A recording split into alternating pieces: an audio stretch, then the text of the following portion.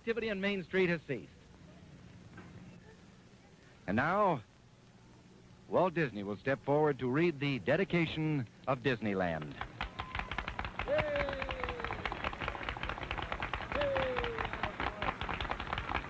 To all who come to this happy place, welcome. Disneyland is your land. Here age relives fond memories of the past, and here youth may savor the challenge and promise of the future. Disneyland is dedicated to the ideals, the dreams, and the hard facts that have created America, with the hope that it will be a source of joy and inspiration to all the world. Thank you.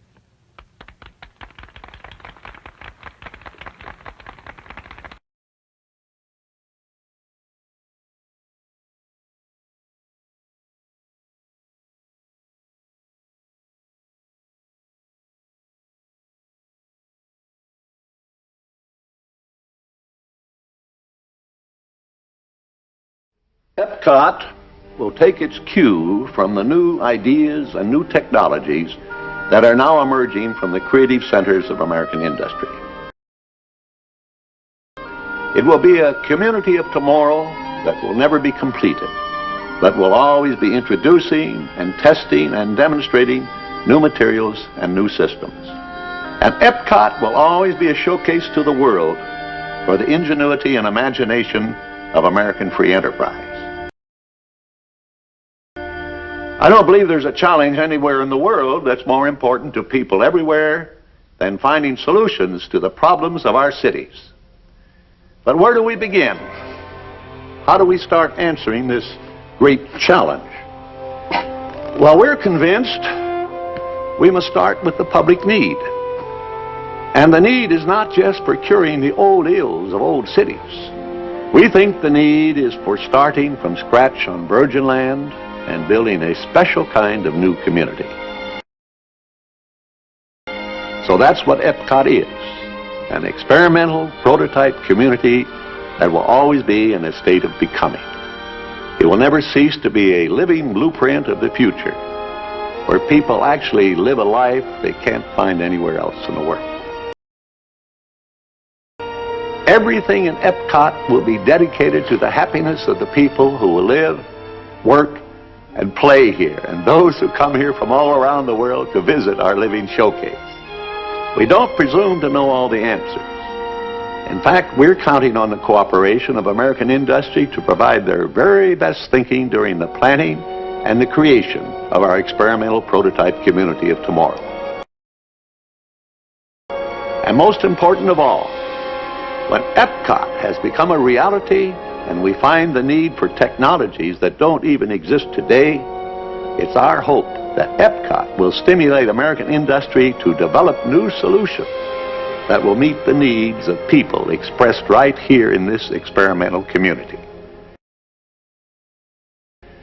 Well, that's our basic philosophy for Epcot. By now, I'm sure you're wondering how people will actually live and work and move around in our community of tomorrow. So in the next few minutes, we'll go into detail about some of our preliminary sketches and layouts. No city of today will serve as a guide for the city of tomorrow. Epcot will be a planned environment demonstrating to the world what American communities can accomplish through proper control of planning and design. Epcot begins with an idea new among cities built since the birth of the automobile. We call it the radial plan. Picture a wheel. Like the spokes of the wheel, the city fans out along a series of radials from a bustling hub at the center of Epcot. A network of transportation systems radiate from the central hub, carrying people to and from the heart of the city. These transportation systems circulate to and through 4 primary spheres of activity surrounding the central core. First, the area of business and commerce. Next, the high-density apartment housing. Then the broad green belt and recreational lands.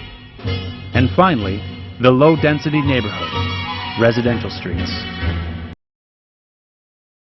Epcot's dynamic urban center will offer the excitement and variety of activities found only in metropolitan cities. Cultural, social, business, and entertainment. Among its major features will be a cosmopolitan hotel and convention center towering 30 or more stories. Shopping areas where stores and whole streets recreate the character and adventure of places around the world. Theaters for dramatic and musical productions. Restaurants and a variety of nightlife attractions.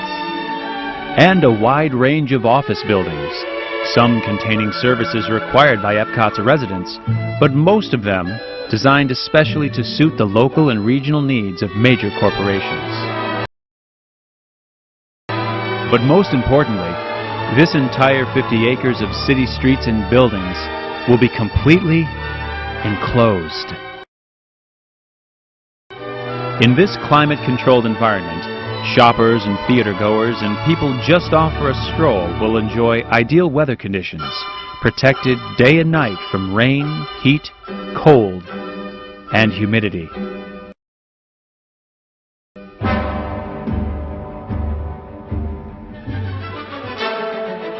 Here the pedestrian will be king, free to walk and browse without fear of motorized vehicles. Only electric-powered vehicles will travel above the streets of Epcot's central city. This towering hotel is the visual center of Epcot, the shining jewel at the center of the city. It will offer tourists and vacationers not only the most modern guest rooms and convention facilities, but also a 7-acre recreation deck located high above the pedestrian and shopping areas of the city. But hidden from view directly beneath the hotel is another kind of vital center, Epcot's transportation lobby. Although out of sight to hotel guests, this transportation terminal will play a key role in the city of tomorrow's ability to meet the needs of both visitor and resident. Two separate but interconnecting transit systems will move people into and out of Epcot in speed, safety, and comfort through the central terminal. Both are electrically powered. A high-speed monorail for rapid transit over longer distances, and a concept new to the American city for shorter travel distances, the Wedway People Mover. Automobiles and trucks will not be barred from Epcot. In fact, a vast armada of vehicles will continuously flow through the heart of the community, traveling below the pedestrian level on roadways reserved for specific types of vehicles. Let's look at another view of Epcot's transportation hub and see how traffic flows through the heart of the city on 3 separate levels. At the bottom of the stack is the truck route reserved for supply vehicles. Trucks will have easy access to all loading docks and service elevators for the delivery of commercial goods. The middle level is the automobile throughway, exclusively designed for cars. Adjacent to the roadway are parking areas for the hotel guests. For the motorists just driving through, no stoplight will ever slow the constant flow of traffic through the center of Epcot. But automobiles and freeways will not be Epcot's major way of entering and leaving the city. The transportation heartbeat of Epcot will be the 2 electric-powered systems, monorail and Wedway, that radiate to and from the transportation lobby. And the key system in this network will be the Wedway People Mover. At WED Enterprises in California, a prototype track is already undergoing tests leading to its use in Disneyland in 1967. The cars seen here are approximately 5/8 scale, smaller than full-size passenger cars would be for city use. Epcot's People Mover is a silent, all-electric system that never stops running.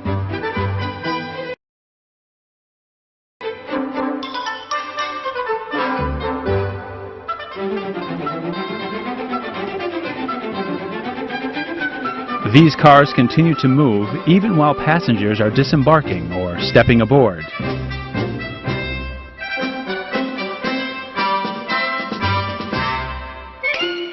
Power is supplied from a series of motors embedded in the track, completely independent from the cars.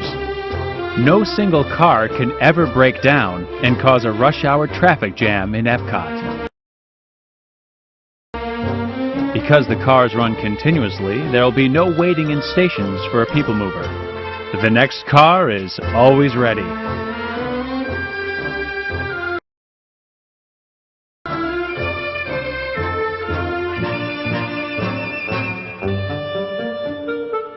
Now let's go back to the transportation lobby and see how the Wedway will travel along one radial between the center of Epcot and a typical residential area. Leaving the transportation lobby, the Wedway trains travel above the downtown streets. Within minutes, the Wedway passes through the first station.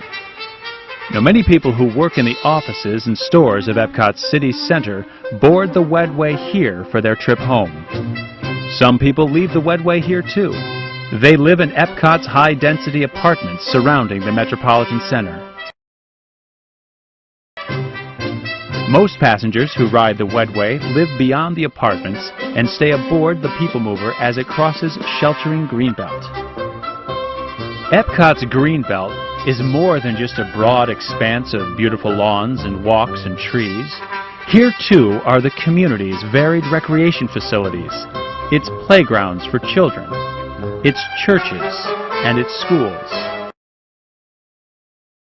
Beyond the Greenbelt are Epcot's neighborhood areas of single-family homes. This is one radial neighborhood. Here and throughout the community, the residents returning from work or shopping will disembark from the Wedway at stations located conveniently just a few steps from where they live. The homes are located in a wide green area that provides light recreational activities for adults and play areas for children.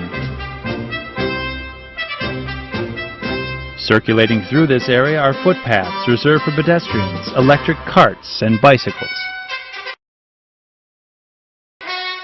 Children going to and from schools and playgrounds will use these paths, always completely safe and separated from the automobile. The resident leaving home in his automobile will drive down a street reserved for motor vehicles. He then enters a one-way road that circles the city center. This road carries the motorists onto the main thruway, connecting Epcot with other points in Disney World and with Florida's nearby network of major roadways. But most Epcot residents will drive their automobiles only on weekend pleasure trips. From all over the community, residents going to their jobs converge by Wedway on the center city. Many work downtown in offices, stores, and shops. But most employees go beyond the city core to their jobs. From the transportation lobby, monorail trains carry employees either to the theme park or to Epcot's 1,000-acre industrial park. At the central station in the industrial complex, passengers disembark from the monorail and again board Wedway cars that radiate to each facility. This industrial complex will provide employment for many people who live in Epcot. But it will also mean much more, not only for this community, but also for American industry.